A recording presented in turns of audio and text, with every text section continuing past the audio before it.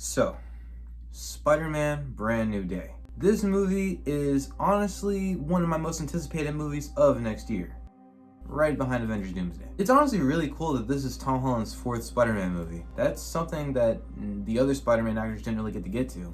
But one thing that's going to be different about this movie than other Spider-Man sequels is the fact that it's going to be a continuation, but it's also going to be more of a fresh start, aka soft reboot. And to be honest, I think this character, at least this version of the character, really needs that fresh start, especially with how his run in the MCU has been kind of rocky at times. As a supporter of his iteration of Spider-Man, even I have to admit that when it really comes down to it, his version felt the least like the traditional Spider-Man for me. I know the term Iron Boy Jr. is overused, but at times, his Spider-Man did kind of feel like Iron Boy Jr., mainly in Spider-Man Far From Home for me. Spider-Man Homecoming had it too, but there was this whole thing where he had a lesson about learning to be your own hero, basically being your own person and not relying on Tony Stark, and I liked that lesson. And then Far From Home came and just like, it just made him relearn it again. That was dumb to me.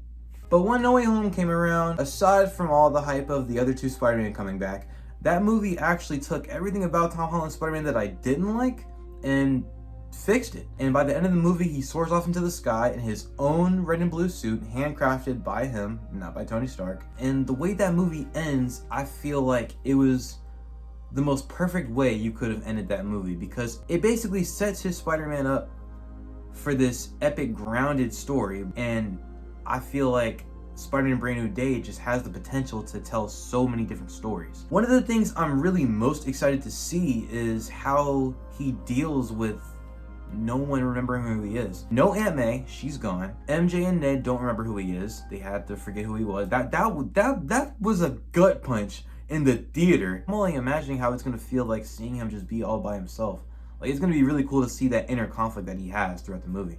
I remember a while back there were reports that he was gonna be like kind of shutting the Peter Parker side of his life out because, you know, no one knows who he is, so he basically has no social life anymore anyway. And I feel like that'd be really cool to see him just like not care about being Peter and only want to swing around as Spider-Man. Like, that would kind of make sense, honestly. But I highly doubt that he's just gonna go the whole movie not talking to anybody, so I am really curious for who our new set of side characters are gonna be. I know Zendaya is set to return for the movie, but I'm pretty sure it's only gonna be like a cameo. He's probably gonna go get coffee and like talk to her at her job. I don't think she's gonna be a full main character in the way, at least not in the way that she was. And I really hope that she isn't. Same with Ned. I just feel like that would cheapen the ending of No Way Home if they just all immediately started being friends again.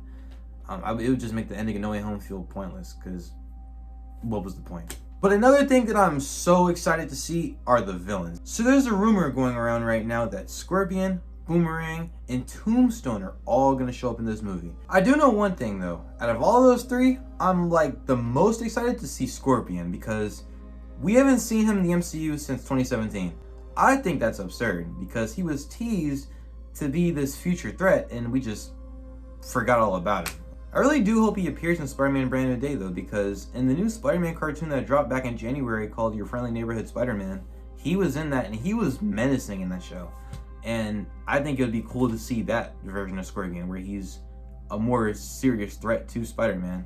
Actually, while we're on the subject of villains, another villain that I would like to see in the movie is honestly the Vulture. In Spider-Man Homecoming, he was the main villain in that movie, and by the end of the movie, Peter saves him, whatnot, still puts him in jail, but the fact that Peter saved his life, it made him respect him. And he refuses to give up his identity when Scorpion asks him who Spider-Man is. But since he doesn't remember Peter Parker anymore, is he just gonna be like, Spider-Man put me in jail, I hate him? Because in that movie, he technically did hate Spider-Man, but respected Peter Parker. So that's gonna be an interesting conflict if they do decide to bring him back, which I think they really should. That's like a big opportunity. That would be honestly really cool to see.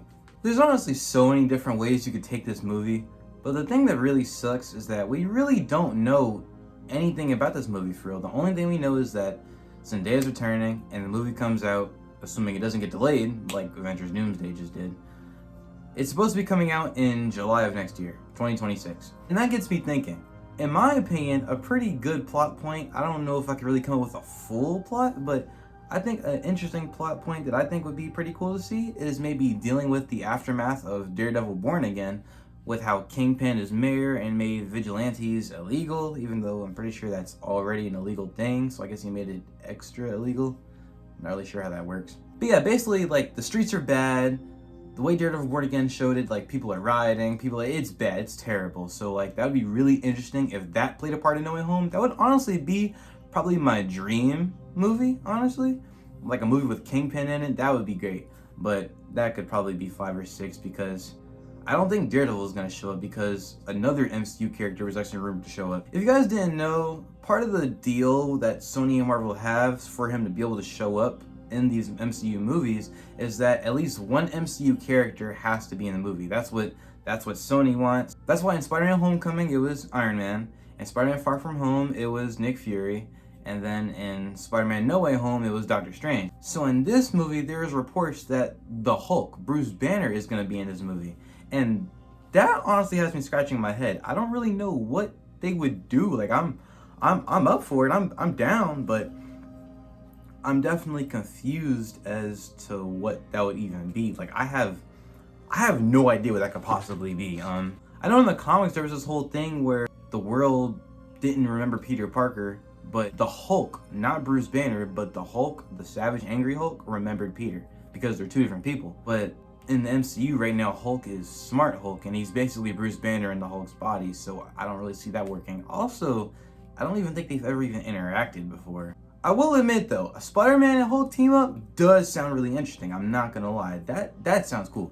But deep down, I think I'm just coping, but I really hope Savage Hulk comes back somehow if this is happening, because Smart Hulk is cool and all, but I miss Savage Hulk, man. I miss Hulk Smash, you know? One thing I'm also really curious about is exactly who will be Peter's new best friends and love interest, if there is one. If there was a new love interest, I feel like they probably won't do Mary Jane, considering Zendaya played MJ Watson. I'm pretty sure she's meant to be a variant of Mary Jane, so they're not going to do that. I feel like they could do Gwen Stacy, or they could do someone new. Who knows, they could potentially do Betty Brant. I can honestly even see them throwing Black Cat in there. I feel like that would be actually pretty interesting, considering we've never seen her in live action except for in The Amazing Spider-Man 2.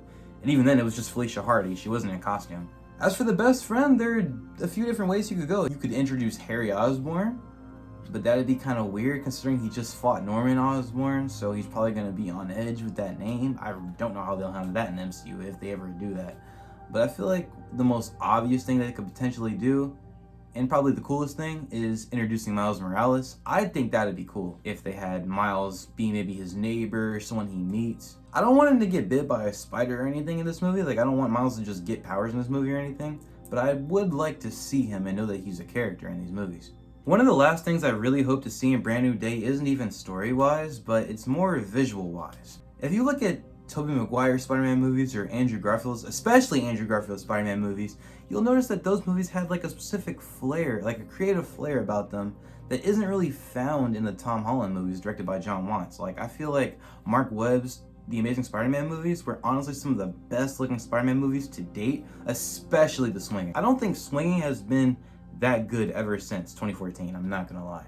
Don't get me wrong, Jon Watts' Spider-Man movies have definitely looked good at times, but something was always missing, especially in The Swinging. The Far From Home ending swing was nice, but other than that, I can't really think of any eye-opening scenes, other than that amazing scene in Spider-Man Far From Home with the Mysterio illusion. That was really cool. While I do appreciate what Jon Watts has done with the character, I do think it's nice that it's being handed over to a new director. They actually got the director from Shang-Chi, Destin Daniel Cretton, to direct Spider-Man Brand New Day.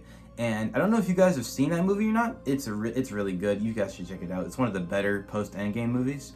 But that movie, especially the action and the choreography, it was pretty good in my opinion. I actually really liked that movie, the way it looked.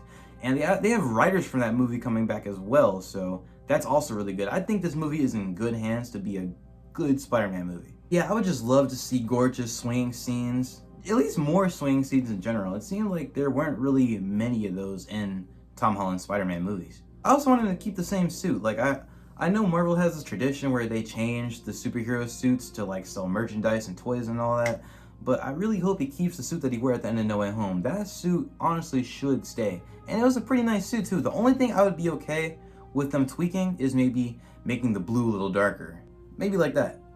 But other than that, I really don't want them to change anything in the suit. I even like the shininess to it. I remember them saying something a while ago that he is, like, they confirmed that he's gonna have a new suit.